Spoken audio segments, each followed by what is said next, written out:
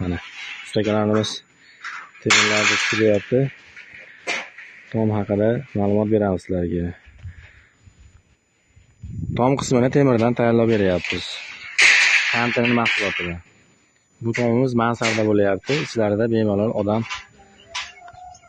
yuradigan holatda, ichlarini ham ikkinchi tashkilib uyib borsa ham bo'ladi. Bu tomimiz yangicha usulda doppeli variantda bo'lyapti mana. Doppeli variantda. Mana bu tomonlarini ham nollarini chiqarib ustakalarimiz ko'tarishib tayyorlashyapti. Tiklangan variantini endi xudo xolasa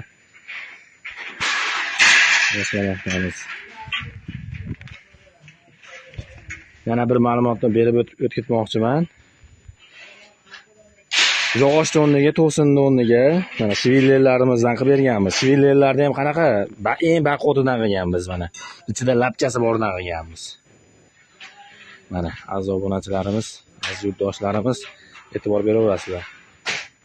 5 metrga dur loy bosasimi, tepasiga pol qilasimi, egilmaydi, bukilmaydi, kafolat beramiz. Bu tomimizni afzallik tomoni vaqti bemahal yong'in bo'ladi, boshqa bo'ladi. Yonmaydi yong'inda, egilmaydi, chirimaydi. Loy bossa, yuk tushadigan taqdirda ham egilmaydi.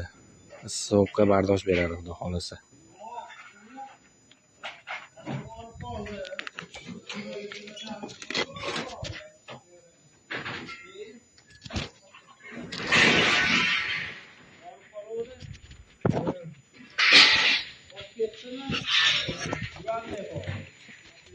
Tepadan olib pastdan ko'rinish holatlari.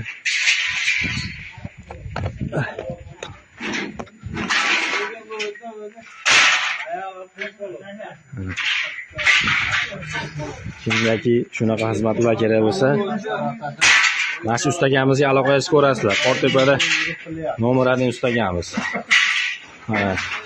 Temir tosh xizmatlari bo'lsa, Bahodir tog'amga aytaverasizlar. Yo'ldoshlar, hamma mana shu yerda. Mashina ham minmat. Ustagalar charchamayapsizlarmi?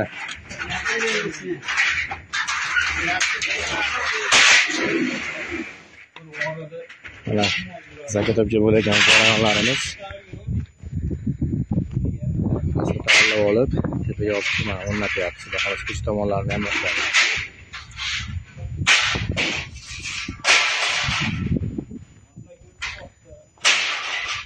Ichida bemalol odam